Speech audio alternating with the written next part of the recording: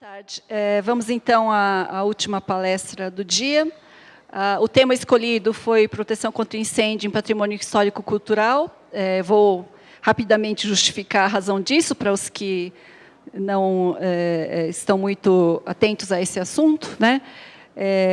Em função dos recentes incêndios que nós tivemos, um deles já foi citado hoje de manhã, né? E a ideia é discutir um pouquinho essa questão, fazer algumas reflexões sobre essa posição do que é a proteção ao patrimônio histórico-cultural aqui no Brasil, né? Bom, a proteção contra incêndio, a gente já falou, várias pessoas já comentaram sobre esse assunto. Se alguém puder apagar a luz aqui do palco, atenção. Não, é que tem uma pessoa controlando, mas eu não sei onde está. Bom, aqui também dá, acho. Como já foi falado hoje na parte da manhã, né, temos, essencialmente, na normativa nossa, gostaríamos de ter, né, essencialmente, temos a questão do controle ou da proteção das pessoas, como uma primeira medida prioritária, né? Além disso, né, quando a gente fala de proteção de patrimônio histórico e cultural, a gente está falando de outras coisas além da proteção às pessoas, né? Que é a proteção de objetos e bens do próprio acervo, que pode estar abrigado dentro de uma edificação. Às vezes, também a proteção de informações abrigadas em algum local, né? O próprio edifício em si, né, pelo valor que ele tem para a sociedade, ele também precisa ter alguma proteção a mais, e, eventualmente, também os danos ao meio ambiente é uma questão que o professor Cajati também falou um pouco, né? É uma questão que a gente precisaria considerar, né? E quando eu falo sobre proteção de patrimônio histórico-cultural para as pessoas ligadas à área de patrimônio, a gente tenta sensibilizá-los, né? Porque o incêndio ele tem um efeito devastador sobre o acervo, principalmente, né? Eu sempre falo que o acervo pode ser molhado, acervo molhado pode ser recuperado, né? Acervo infestado pode ser recuperado, né? Mas acervo queimado a gente não recupera, né? Então, esse é o efeito do incêndio sobre objetos, né? O patrimônio como um todo. Então, isso é um item bastante importante a ser enfatizado, porque realmente não há como, muito dificilmente a gente recupera acervo, a menos dos objetos incombustíveis, né? Tudo que queima, né? A gente não tem como reconstruí-los de uma forma tão ou mantê-los, né? Garantir a originalidade daquele objeto, né? E o incêndio ele tá presente na sociedade, independentemente das condições socioculturais, políticas ou geográficas, né? O incêndio ocorre para pobre, ocorre para rico, ocorre aqui, ocorre no Polo Sul, no Polo Norte, em qualquer lugar, né? Ele não tem essa distinção, né? E as perdas e danos, como já dissemos, né, podem ser irrecuperáveis, né? A gente conhece bem essa estrutura na segurança contra incêndio, onde a gente normalmente fala em medidas de prevenção, né, e medidas de proteção contra incêndio, né, dos quais as medidas de prevenção, dentre elas, né, a gente tem a educação ao público e também a questão do gerenciamento da segurança contra incêndios nos próprios edifícios, né? São questões importantes que a gente precisa enfatizar, principalmente quando a gente fala sobre edifícios, também edifícios que abrigam acervos ou que têm também uma importância histórico-cultural, né? E, do outro lado, nós temos as medidas de proteção, né, as medidas de proteção passiva, medidas de proteção ativa, que são aquelas que a gente já conhece dentro do nosso métier de segurança contra incêndio, né? Tudo isso repassando por alguns casos que nós tivemos de incêndio com perda de patrimônio, né? Esse é um incêndio que aconteceu em 1978 no edifício moderno, como este aqui, né, em concreto armado, do Museu de Arte Moderna no Rio de Janeiro. Esse incêndio ele foi bastante intenso, E aqui, na verdade, está um resuminho, mas é um resuminho dado num jornal, onde ele fala que o incêndio, então, ele consumiu 200 obras de uma exposição de um artista uruguaio chamado Torres Garcia, porque, pelo que eu soube, praticamente boa parte das obras que ele tinha, dessa autoria, desse artista, foi destruída nesse incêndio, né? 1.000 peças do acervo, né? Além de também prejudicar o próprio prestígio, né, dos museus brasileiros frente ao mundo. Então, isso levou, inclusive, a um prejuízo maior, que foi, o Brasil ficou de molho uns 20 anos, ninguém mais emprestava nada para o Brasil, em termos de obras de arte para exposições, por 20 anos. Por quê? Porque, bom, eu vou emprestar uma obra de arte ali, e se tiver um incêndio, vou perder aquela obra. Você imagina o risco, né? Por mais que você coloque um seguro, essas obras de arte, quando elas viajam, elas são seguradas, né? Mas, de novo, né? Segurar e depois acabou, perdeu a obra, não tem como reavê-la, né? Então, foi um prejuízo que vai além do próprio incêndio, né? E, para lembrar que isso não ocorre só aqui, né, ocorre no mundo todo, né. Esse foi um incêndio que aconteceu no Castelo de Windsor, que não é um museu, mas é um edifício histórico, né, um castelo da realeza inglesa, repleta de acervo, né. Um incêndio bastante intenso, que levou a uma perda muito grande. Aqui, só para mostrar uma questão que também a gente faz muito pouco aqui no Brasil, que é avaliar o custo, as perdas, né? Então, aqui foi avaliado um custo de restauro de 5 anos do edifício, porque o acervo, como vocês podem ver ali, né, o acervo já queimou, não tem mais, né? O que sobrou é a casca, é o edifício, né? Então, foi um custo de restauro de 30 milhões de libras na época, 59,2 milhões de dólares, envolvendo mais de 200 empresas, 4.000 pessoas envolvidas na recuperação. Bom, pode ter movimentado bem a economia, né? No entanto, é uma perda muito grande, que não é qualquer estrutura que consegue fazer essa recuperação, né? Nós tivemos vários outros incêndios. Uma das questões que a gente precisa tomar muito cuidado, aí acho que envolve profissionais que trabalham na área de instalações e recuperação de edifícios, e no nosso caso também, instalações prediais e segurança contra incêndio, saber que uma das vulnerabilidades, uma das situações de vulnerabilidade que existem para o incêndio é a situação de onde você está fazendo um restauro, uma obra na edificação. Um edifício em obra, né, ele gera uma série de vulnerabilidades, né? Então, é um momento que pode acontecer problemas que você não espera que ocorra num edifício normal. Então,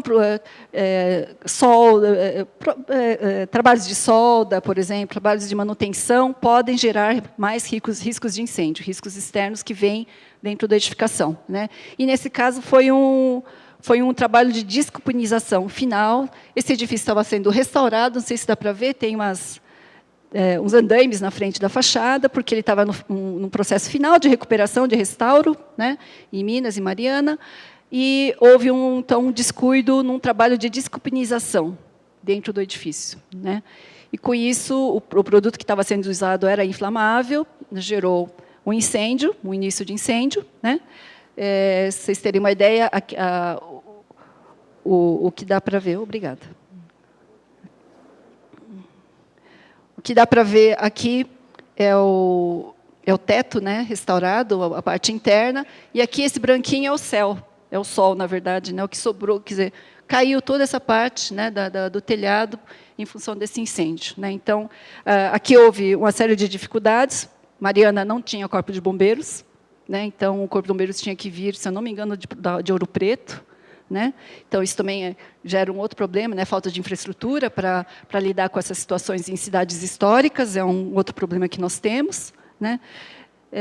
Esse incêndio ocorreu aqui, no nosso campus, na Escola de Comunicações e Artes, onde eles guardavam um acervo de filmes de telenovela únicas no Brasil, né?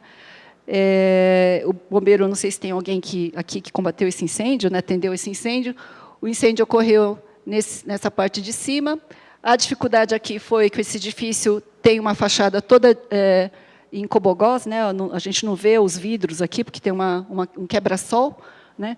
Então, você jogava água, a água não ia para dentro, né? Ela batia na fachada, né? Escorria, não tinha como entrar. Aqui, uma série de mobiliários, mesas e cadeiras de concreto, bancos, jardim, também que atrapalha a própria aproximação do Corpo de Bombeiros à fachada do edifício. Então, uma série de dificuldades, né? Que levam, então, a essa questão do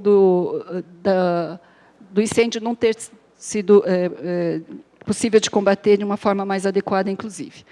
Esse também é um edifício tombado pelo IPHAN, em Goiás, em Pirenópolis, foi restaurado em 1999, aquele está novinho. Em 2002, também houve um problema de incêndio. Aí, novamente, essa questão, quer dizer, restaura-se fisicamente o edifício, parece que aqui foi um descuido com uma parte elétrica do edifício, mas não dá para saber. No entanto, também houve uma grande perda, né? Só restaram as paredes externas em taipa, né? Isso também logo depois de um grande processo de restauro. O Centro Histórico de Ouro Preto ele está sempre ameaçado por uma série de razões, né, para ser retirado da lista da Unesco, né? E o incêndio dessa vez também ameaçou essa situação, essa retirada foi um incêndio que ocorreu bem na Praça Tiradentes, né, num dos casarões. O casarão tombado, assim como toda a área, né? Aqui também o próprio Corpo de Bombeiros teve dificuldade de acesso. O incêndio foi muito rápido. Essas fotos foram tiradas por um aluno da FAO, que foi meu aluno de iniciação científica. Por um acaso, ele estava em Ouro Preto naquele dia, e conseguiu tirar as fotos, mas olha a sequência e a rapidez com que o incêndio se propaga, né? Em poucos minutos, ele destruiu essa edificação, né? Então, tudo isso leva a essa questão realmente da preocupação maior, né, com esse patrimônio, que prejudica não só a edificação, mas também todo o contexto histórico-cultural, né, da cidade e de um país, né? O Centro Cultural São Paulo pegou fogo em 2007. Esse eles não tiveram culpa, né? Foi um balão. Algo mais difícil de a gente ver ultimamente, né, mas de tempos em tempos ocorrem, né? Então, um balão caiu sobre a cobertura do Centro Cultural, né?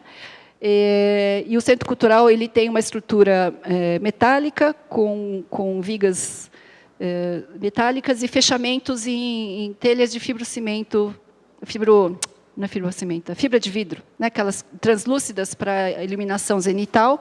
E foi nessas telhas que o fogo pegou, o balão caiu sobre ela e ignizou, né? E o prejuízo não foi tão grande, mas houve também uma questão do próprio combate e a água que entrou dentro do local, dando algum prejuízo nessa edificação. E aí, lembrando, essa aqui é uma foto que encontrei no jornal, em 2008. Vocês sabem o que é isso? São livros secando. Esses livros eles foram molhados numa biblioteca numa universidade na Suíça, pelo acionamento dos chuveiros automáticos. Teve um princípio de incêndio, os chuveiros automáticos foram acionados, né? E aí ele controlou o incêndio, mas também ele molhou uma parte dos livros, né? E aqui é um processo de secagem desses livros, a perder de vista, né? Tem livros aí secando. Um pouco para lembrar que isso ainda é melhor do que a queima dos livros, né? Então, tirar um pouco essa coisa, isso eu tento fazer sempre com quem lida com o acervo, né? Falar, melhor molhar e você poder recuperar um molhado do que você queimar, né? Porque isso é possível de se fazer, né? E incêndios eles acontecem não só em instituições públicas, a maioria deles infelizmente, mas também em situações privadas, né? Esse é o irmão do Hélio Oiticica, que é um grande artista contemporâneo, falecido. Boa parte da coleção dele estava na casa do irmão. Diz ele que tinha um sistema de proteção contra incêndio, mas não sei o que aconteceu, que não foi acionado, não funcionou, e perdeu-se 90% do que estava armazenado pela família, guardado de obras do Hélio Oiticica, né? Então, são perdas aí. A gente tem perdas também na área científica, né? O Instituto Butantan, vocês lembram também que teve um incêndio em 2010, né? Esses são recordes de jornais que mostram a vulnerabilidade dos acervos zoológicos, né, que são chamados. Qual é a característica do acervo zoológico? Aqui também, inclusive, mostra um princípio de incêndio que eu, inclusive, fui ver esse incêndio no Museu Goethe, que é o Museu do Pará, um museu riquíssimo em peças do acervo da floresta amazônica, né, nem desde a cultura indígena até as questões de fauna e flora, né, muito rico esse museu. E ele teve também um problema de incêndio, né, no acervo. Né, e que é um museu de zoologia? Vocês já entraram no museu de zoologia? O que vocês acham que tem nesses vidrinhos todos? Álcool. Né? É diluído em água, tem uma porcentagem de álcool com água, mas são vidros e vidros e vidros de conservação dos animais, né, em álcool. Desde peixes, tem de tudo, inseto, cobras e assim vai, répteis. Né? E esse álcool precisa ser reposto, de tempos em tempos, porque o álcool evapora. Né? Mesmo fechadinho, de tempos em tempos, eles têm que repor. Por isso, eles mantêm depósitos de álcool, para repor o álcool, né, em cada uma dessas vasilhas aqui, né, em todas essas estantes, precisam ser repostos de tempo em tempo. Né. Então, tem uma quantidade de material inflamável em altíssimo grau, né, e a questão é como a gente pensa essa questão, né, relacionada a um outro tipo de problema que eles têm muito. Opa, desculpe. Nesses locais, que os museus de zoologia são normalmente museus de pesquisa, onde as pessoas vão lá para fazer, não só, aqui, por exemplo, não é para exposição, né? São locais onde você armazena o material para pesquisa, então muitos materiais são manipulados. Aí você tem a questão da manipulação junto a um local de guarda de um acervo. Né? Então, aqui tem um laboratório, um balcão aqui, laboratórios onde você vai fazer a manipulação, tirar o álcool, pôr o álcool, limpar. Né? Então, uma condição de uso bastante complicada em termos de risco para a gente. Né? Esse museu de zoologia, inclusive, está num prédio tombado, o que acaba gerando mais um problema, né? Um plus para se pensar, como você adequa um edifício antigo, né? Com as condições precárias, segurança contra incêndios, saídas obstruídas, aí vai, né? Para a gente conseguir... Cientistas são loucos, né? São malucos, fazem de tudo pelo acervo, tudo pela pesquisa e esquecem da própria segurança, a vida. Né? Então, temos esses problemas. Esse do arquivo público também é um incêndio que aconteceu aqui no estado de São Paulo, um princípio de incêndio que foi controlado, e, nesse caso, temos um bom resultado, que é um final feliz, né, que foi a construção de um investimento grande num edifício adequado para a conservação desse arquivo público. Né? Então, são poucos os casos como esses de um edifício exemplar que foi construído exatamente para esse uso, né, com os cuidados devidos para a proteção do acervo, né, diminuindo, então, o trabalho do próprio bombeiro, mas também dando condições aí de um projeto adequado. Como eu disse, o incêndio acontece em qualquer lugar do Brasil, do Brasil não, do mundo, né, do planeta. Esse incêndio é um que ocorreu lá na base brasileira na Antártida, e um problema aqui também que temos é que existiam vários projetos de pesquisa em andamento lá, né, com dados colhidos naquela região, né, que foram perdidos em função desse incêndio. Assim como o do Butantan aqui, no Instituto Butantan, foram dezenas e dezenas de mestrados, doutorados perdidos em função da perda do acervo, que a pesquisa era em cima do acervo. Né? Memorial da América Latina já falamos. De novo, a gente lembra das dificuldades de combate, em função do tipo de arquitetura e dos sistemas que existem até para acesso, né?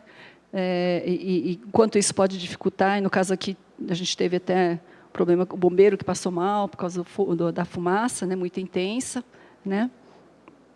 E assim vai. Né? Vamos passar rapidinho, já está terminando. Esse é um incêndio que ocorreu recentemente também no Liceu de Artes e Ofícios, um centro cultural num galpão antigo também, né? Onde se perdeu, então, todo o material de exposição que mostrava o trabalho desenvolvido pelo Liceu de Artes e Ofícios durante o século, ao longo da primeira metade do século passado, né, que era o desenvolvimento de mobiliário, de materiais de decoração e tal. Né? Então, aqui você vê o estrago, né, sobre os elementos que estavam no interior dessa edificação. Bom, outro, só para vocês ficarem um pouquinho mais assustados, nós tivemos um incêndio aqui nesse edifício. É um edifício moderno, mas ele é tombado pelo patrimônio estadual, né, pelo CONDEFAT, né, como sendo uma estrutura, uma arquitetura significativa do modernismo brasileiro, né, e esse incêndio ocorreu exatamente também num período de obras de restauro da cobertura do edifício. Esse edifício teve uma obra de restauro que durou praticamente 3 anos, né, para restauro da cobertura. E nesse caso aqui, existia uma tela de proteção da obra que estava sendo feita na cobertura, e o incêndio foi na instalação elétrica de encontro com essa tela, que normalmente não está lá, né?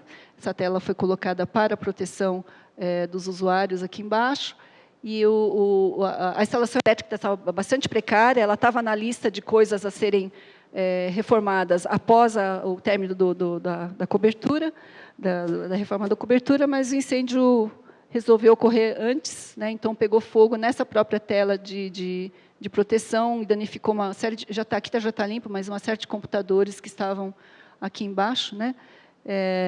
E, com isso, nós tivemos que interditar as salas de aula.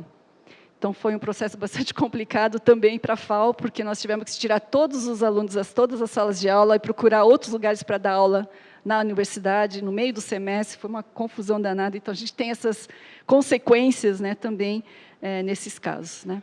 O mais célebre caso recente é o do incêndio na Estação da Luz, né, do qual a gente tem aqui um incêndio que ocorreu em 1946, muito parecido, né, no mesmo pedaço, né, da estação, que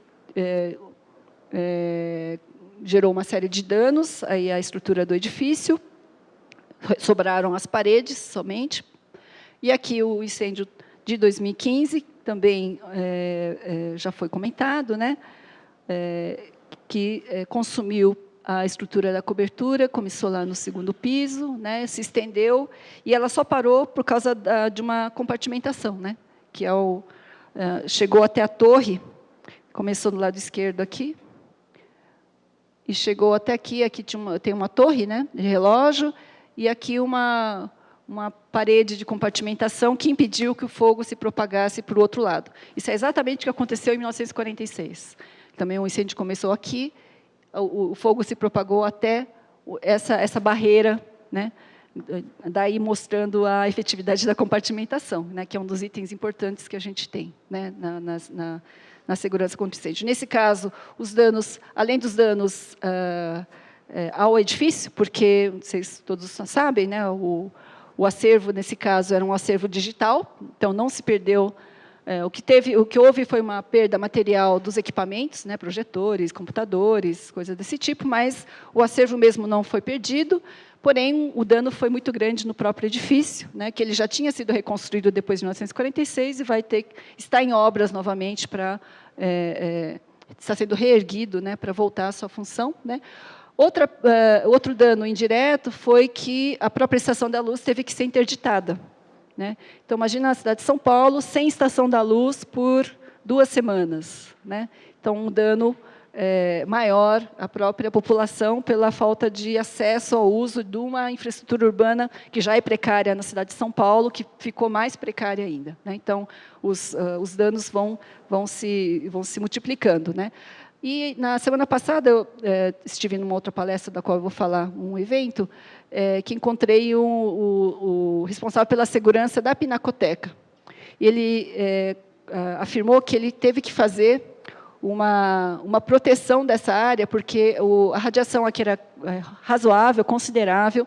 Essa radiação estava ameaçando pegar fogo nas árvores da praça, e da praça passar o fogo para a própria Pinacoteca, que é um outro edifício tombado e com muito acervo importante, né, para o Brasil. Então, o dano aqui também ele fez um trabalho preventivo, né, de molhar as copas das árvores e resfriar essa área para que o incêndio não viesse para a Pinacoteca. Então, outra coisa que eu não sabia, mas uma ação que também foi tomada no sentido de prevenir que o incêndio fosse se propagar. E esse é o último dessa sequência. Tivemos esse incêndio na Cinemateca Brasileira, que é aqui em São Paulo, na Vila Mariana, que é um antigo edifício do Matadouro, né? Um edifício tombado. O incêndio não foi aqui, foi num depósito de filmes de nitrato de celulose. Isso é famoso, né? Nitrato de celulose é um material que é quase de autocombustão, né? Dependendo da temperatura que ele chega, ele se autoigniza, e parece que foi isso que aconteceu. E pegou fogo, então, esse galpãozinho de 80 metros quadrados, ele é compartimentado em 4 partes, e destruiu-se, então, 1/4 desse galpão, né, com esse material, que filmes originais foram perdidos. O que se alega aqui é que, apesar dos originais terem sido perdidos, eles tinham as cópias desses filmes em uma mídia mais adequada, então, mais segura, né. Então, a gente tem aí perdas dos vários tipos, né, onde a gente vê uma deficiência muito grande, né, na proteção contra incêndio desses tipos de edifício, por uma série de deficiências de gerenciamento, principalmente, mas também da estrutura que nós temos, por serem, grande parte deles, edifícios antigos, né? Tem a questão da discussão sobre como protegemos edifícios existentes, e, nesse caso, edifícios ainda com restrição a intervenções, né? Não podemos fazer grandes intervenções drásticas, precisamos ter uma condição de intervenção que não venha a perder o valor histórico do próprio edifício, né? Aqui, uma foto do British Museum, acho que o professor Toreiro também mostrou, né, uma foto parecida com essa, né, que mostra no museu a parte nova e a parte antiga, né? Essa parte aqui é a parte antiga do museu, e no meio dele foi construído uma cobertura, um átrio, né, com um edifício novo no centro dele, né? E a preocupação aqui foi, né, que perigo isso aqui poderia oferecer, ou vice-versa. Se o incêndio ocorre aqui, o que pode acontecer aqui, e vice-versa. Além de ser uma grande área de reunião de público, né, as pessoas se aglomeram aqui, né, como que seria essa segurança, né? Quando eu fui visitar, essa foto é minha, quando eu fui visitar, eu não percebi nada assim demais, né? Mas quando a gente vai ver alguma coisa, por um acaso eu achei um catálogo de cortina corta-fogo de uma empresa, em que eu vi, eu falei, nossa, eu conheço isso aqui, né? E aí o que eu fui entender que esse vão aqui, por exemplo, né, tinha uma cortina corta-fogo embutida, que ninguém percebe que está lá, né?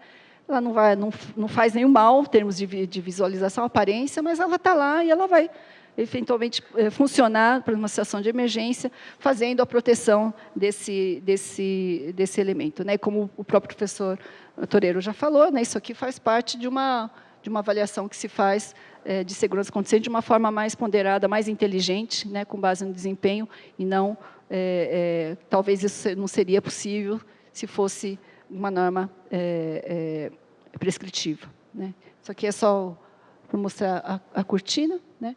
E uma outra coisa, isso eu consegui ver no próprio British Museum também. Por um acaso, eu achei uma porta semiaberta, porque aqui eu também não perceberia se eu não tivesse semiaberta, né?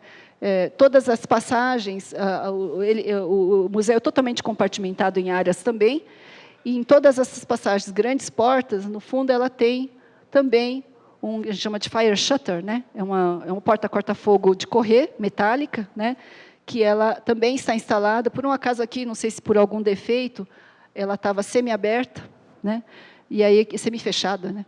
Aí que eu pude identificar. As pessoas normalmente nem olham, né? Vão passando aqui, mas a gente acaba anotando esse tipo de situação. E aqui está escrito, é uma porta, um fire shutter, uma porta automática, de fechamento automático, né? Vinculada, então, a uma situação de emergência, então, esse fechamento desses compartimentos para evitar a propagação do fogo e grandes danos a um grande museu de grandes áreas, né? Então, para lembrar que essas coisas existem, é possível fazer, a tecnologia está para isso, né? O que a gente precisa é aprender a incorporar essas questões também nos nossos edifícios e, eventualmente, nas normas, né? Existem algumas normas de referência, aqui vou citar duas. Uma norma de referência estrangeira que eu achei foi uma norma britânica, 5454/2012, que é um guia para a proteção de materiais de arquivo e museus, né, de locais de depósito, né, em que ele fala sobre todos os cuidados e também aqui no final, além de falar sobre os cuidados com o acervo, ele põe aqui a necessidade de ter sistemas de proteção e de prevenção contra incêndio nesses locais, né. Então, é um guia interessante sobre isso. O outro conjunto são as normas NFPA, que todos já conhecem, né. Tem duas normas que tratam do assunto, um para edifícios históricos e outro para museus, bibliotecas e igrejas, né, que são áreas de reunião de público, que também tem uma série de dicas sobre prevenção contra incêndio e também, não só das pessoas, mas a proteção desses edifícios e instituições, né. E eu encontrei também, na Europa, acho que nesse ponto eles têm uma organização, e a comunidade europeia, de certa forma, trabalha proativamente para essas questões também. Então, eu encontrei um relatório, esse é um relatório um pouco antigo, de 2005, tentei achar alguma coisa mais nova, mas não consegui, que fala sobre como os vários países da Europa lidam com o sistema regulatório em relação à proteção de propriedades culturais e históricas, né? Isso é uma questão que talvez a gente precise estudar melhor aqui no Brasil. A gente sabe que temos uma instrução técnica no Corpo Bombeiro do Estado de São Paulo, que fala um pouquinho sobre essa questão, mas ela também, eu acho que ela podia ser melhorada, né? Porque a gente precisa ter, efetivamente, soluções e maneiras de lidar com a questão, né, que vai além da regulamentação de proteção às pessoas, né. Possivelmente, isso tem que ser visto de uma forma um pouco mais abrangente e não tão específica, né. Eu achei também um site específico sobre risco de incêndio em propriedades culturais, né, que mostra uma série de situações de incêndios que ele tem um update, é interessante esse site, porque ele faz uma atualização dos incêndios, principalmente na Europa, na Norte América, mas vários incêndios que estão ocorrendo diariamente, né. Então, ele é interessante porque a gente vê informações de coisas que vêm ocorrendo. Aqui, inclusive, o primeiro que está aqui é um incêndio numa igreja em Manhattan, do século XIX, que ocorreu aí recentemente. Então, ele coloca essas informações recentes e atualizadas, né? A gente consegue saber o que está acontecendo no mundo nessa área, né? Bom, e, por outro lado, e falando de tecnologia, né, que não querendo fazer propaganda, mas só para lembrar que o mercado internacional já está voltado para essa questão, né?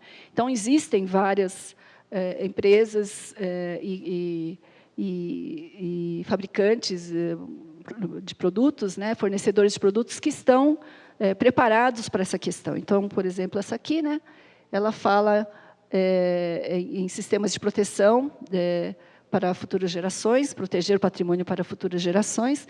Basicamente, ele está falando de sistemas de water mist. Eu não sei como que fala em português, água nebulizada, é water mist mesmo? Eu não sei a diferença de água nebulizada e water mist, depois vocês me explicam, mas é water mist, né? Então, ele defende o water mist como uma das soluções que podem ser usadas. Tem aquela questão do pouco uso da água, né, de forma mais efetiva. Então, tecnologias avançadas que estão sendo utilizadas, né? Esses estudos, pelo que eu entendi, eles têm praticamente uns 15 anos para cá, tem sido estudado muito, discutida essa questão na ISO, em outros fóruns de discussão de proteção de patrimônio cultural a incêndios, né?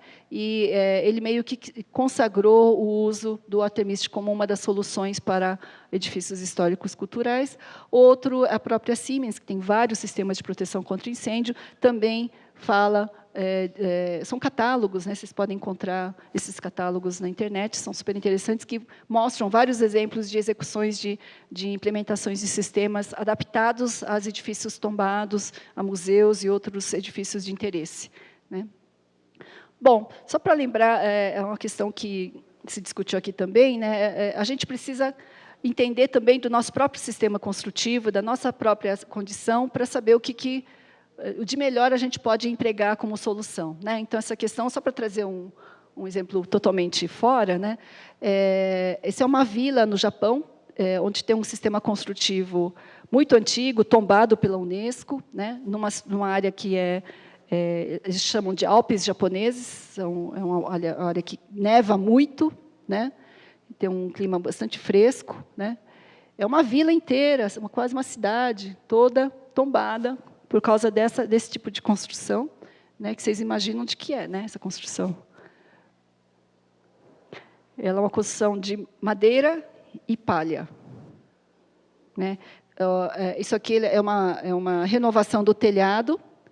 Esse telhado ele precisa ser reconstruído, trocado a cada 5 anos. Imagina o trabalho que é isso, né? Trocar o telhado a cada 5 anos, porque a palha ela não aguenta mais do que isso, né? A estrutura de madeira se conserva, mas existe então, é só material combustível, né? Tudo ali queima, né? E aí, o sistema de proteção, esse é famosíssimo, essa foto é famosíssima, que as fotos desse tipo são muito famosas no Japão, porque demonstram, inclusive, o teste do sistema de proteção contra incêndio, que é urbano, né? Não é uma proteção contra incêndio do edifício em si, no edifício, mas é um sistema de proteção. A solução que eles acharam é uma proteção urbana, né? Com uma cobertura de hidrantes ou outro sistema, que eu não sei exatamente o que é, não tive condições de descobrir, mas é uma espécie de hidrante, né? Que tem ali grande cobertura de área para proteger esses edifícios. Anualmente existe um teste feito, então isso vira até cartão postal, né, pela situação interessante que ela gera, né. Então, mas é cultural, né, essa questão de como isso aqui não é bombeiro profissional, possivelmente são os próprios moradores das vilas que sabem têm o treinamento para fazer essa ação rapidamente numa situação de emergência. As pessoas cuidando do seu próprio patrimônio, né. Uma outra coisa interessante no Japão é isso aqui. Olha o tamanho desse carro. Por quê? Cidades históricas são muito estreitas, né? Estava falando de Ouro Preto, né? Ouro Preto, por exemplo, também tem um grande problema, né? Caminhão de bombeiro não consegue entrar em Ouro Preto, não consegue trafegar em Ouro Preto, porque as ruas são muito acidentadas, estreitíssimas. Então, a gente tem uma dificuldade muito grande de bombeiro chegar para fazer o combate. Por isso que a gente fala da proteção na própria edificação. Mas, vendo essa dificuldade, o quanto a gente pode contar com o bombeiro, né? No Japão, dependendo da cidade, o dimensionamento das questões, olha o carro do bombeiro. Adaptado às condições da cidade, né? Uma outra coisa que a gente talvez tenha que pensar, né? Como que a gente pode ter unidades mais eficientes, né? Contando, eventualmente, nesse caso, com uma infraestrutura urbana também, né? Se você não tiver hidrantes urbanos, isso aqui não adianta nada, né? Porque não tem água aqui, né? Só tem o maquinário, o equipamento para atendimento das ocorrências, né? Então, cidades onde há, e grande parte das cidades japonesas são muito densas, né? Esse tipo de equipamento existe, né? Para compatibilizar com as condições que eles têm. Aqui eu senti muito a necessidade de uma interação maior entre nós, né, que mexemos, que fazemos arquitetura, projetamos sistemas de segurança contra incêndio, né, fazemos a proteção, aprovamos projetos, né, com esse pessoal da área, né, porque essa aproximação é importante para um entendimento melhor mútuo, né, porque, às vezes, uma imposição do nosso lado não é compreendida por eles, ou vice-versa, e isso gera uma situação de conflito e de crise que não resolve. Aí todo mundo fica, porque os arquitetos são chatos, ou porque, né, os museógrafos são chatos. Todos são chatos porque querem o melhor, né? No entanto, essa integração é muito importante, né? E eu sugiro quem for trabalhar nessa área, ou quem presta serviços para a área, em esses prédios específicos, né, que tenham a paciência para entender melhor o contexto de tudo, a preocupação que eles têm, e ter também condições de argumentar para conseguir convencê-los da importância, né, dessas questões, que vão além, inclusive, né, porque é uma das questões que eles falam, não, o que o pessoal pergunta quando depois de um incêndio no museu ou qualquer tipo desse edifício? Qual a pergunta que o pessoal faz? A comunidade faz ou o repórter faz para vocês? Tinha AVCB? Não é isso? Tinha AVCB? Bom, eu falei, ter AVCB acho que é o mínimo, né? Mas não garante a segurança contra incêndio do acervo, e nem do edifício, né? Porque o propósito não é bem esse. né? A intenção não é essa. Então, tem que haver, por isso, né, um entendimento melhor entre as partes para a gente conseguir vencer essas barreiras, né, e conseguir soluções apropriadas. E aí também entra a questão da importância de medidas alternativas, medidas de soluções que não sejam estritamente normativas, né, que não resolvem grande parte dos problemas nossos, principalmente edifícios tombados, né, e edifícios com acervos de diferentes tipos. Tem acervos dos mais variados possíveis, e cada um deles tem um cuidado especial no dia a dia e na segurança contra incêndio. Então, isso também precisa ser muito bem pensado para a gente conseguir... Eu vou já encerrar, né, para a gente conseguir que nossos edifícios tombados, os acervos, que abrigam acervos, sejam de utilidade para a gente, né. Uma das questões foi colocada isso. Não, mas se eu não posso mexer no edifício, como é que eu faço? Falei, não é que não pode mexer, né? A gente tem que conseguir usar esses edifícios. Para a gente conseguir usar os edifícios, a gente tem que saber que precisamos fazer adaptações adequadas para esse uso, né, que é um problema. Falei, não, o edifício é tombado, não posso fazer nada. Se ele não dá para fazer nada, ele não serve para a gente, né? Se ele não serve para a comunidade, para o nosso uso, para que ele está lá, então? Só para ser apreciado como uma escultura? Então, não é um edifício para ser utilizado, né? Então, a gente precisa romper essa barreira de que não podemos intervir nesses edifícios. Eles têm que ser adequados ao uso, ao nosso uso, né? Ao interesse da sociedade. Só para ter uma ideia, existem várias publicações, depois de vários incêndios que ocorreram de 10 anos para cá, né, a própria comunidade de segurança em museus, o pessoal que mexe com museus, eles produziram vários documentos exatamente para falar sobre esses assuntos. Então, existem vários deles são de acesso livre, né, para falar sobre segurança, plano de emergência em museus, que são assuntos muito importantes, né, e a nossa colaboração é importantíssima para também dar suporte a esse público, né, específico, né, que é o pessoal que trabalha com isso, né, com acervos e com edifícios tombados, né. Então, esse é só o meu recado de hoje. Obrigada.